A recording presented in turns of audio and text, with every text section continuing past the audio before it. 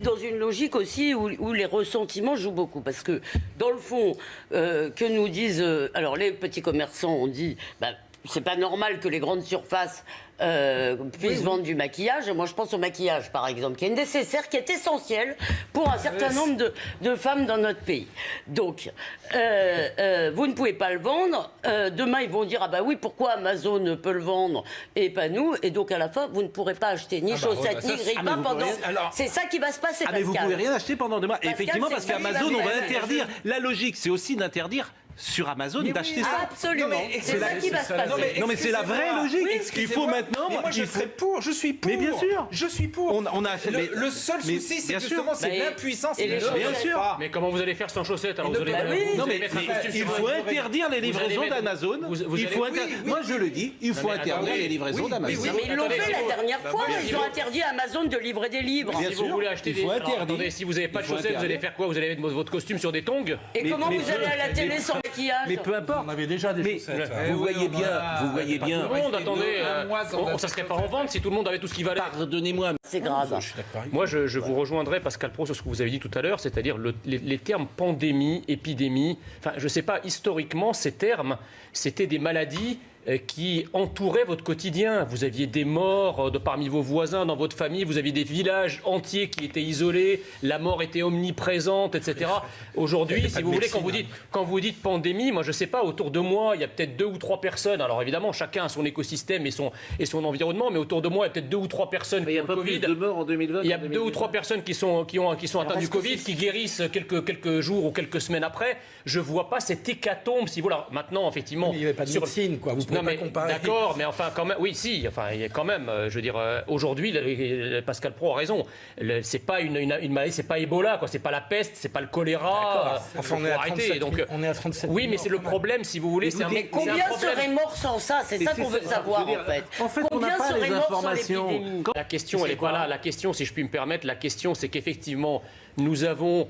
On peut dire une épidémie qui n'est pas plus mortelle, pas plus létale que les autres épidémies. Simplement, on se focalise sur la capacité hospitalière à les soigner. C'est ça le seul problème. C'est-à-dire l'épidémie en elle-même, elle n'est pas gravissime. Encore une fois, c'est pas le cancer, c'est pas Ebola, c'est pas la peste, c'est pas le choléra. Mais en revanche, il faut, si le gouvernement avait effectivement, et là je rejoins ce que disait Pascal Praud, si le gouvernement avait prévu d'accroître la capacité hospitalière par une véritable économie de santé, de guerre, effectivement, on aurait pu maintenir un flux d'activité normal. Mais bien sûr que si, attendez. Même les pays les mieux équipés, etc., prennent tous des mesures. Vous plaisantez ou quoi? En un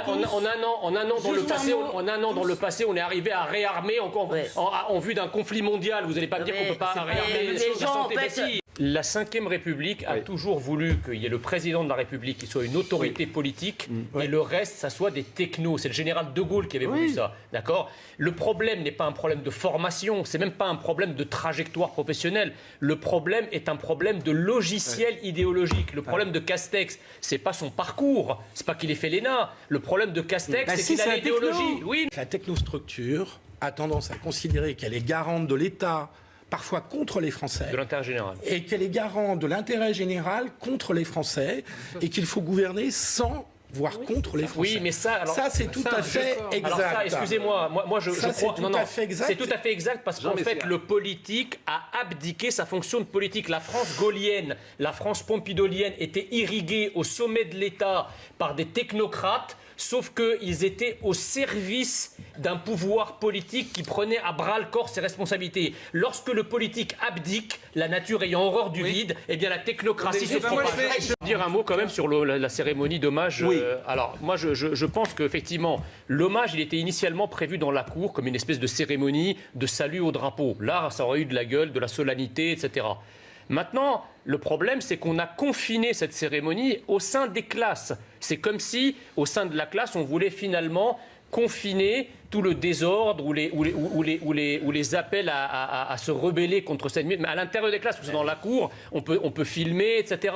Donc pourquoi n'avoir pas maintenu cette cérémonie d'hommage national dans sa solennité, dans la cour, avec les profs, etc. Alors on va nous dire, attendez, on va nous dire le Covid, mais c'est pas vrai. Mais non, c'est pas vrai. Le Covid, si on avait respecté la distanciation sociale, que je sache au sein des armées aujourd'hui, le salut au drapeau et les appels au drapeau le matin ne sont pas annulés. On continue à les faire. C'est un moyen d'étouffer les rébellions. Pourquoi pas, moi ça me choque pas. C'est un moyen d'étouffer les rébellions qui vont avoir lieu au moment où on va lire la lettre. Voilà ce que c'est. Le message, on profite de... Ah bah si, à chaque fois. Mais il y a d'autres raisons, il y a une raison sécuritaire. Les gens, il y a une raison de sécurité. Excusez-moi, il faut quand même le dire. Les gens ont peur que quelqu'un attaque une école, ce qui est plus facile de faire quand les élèves sont dans la cour, parce que la raison sanitaire, elle tient pas, c'est en plein air.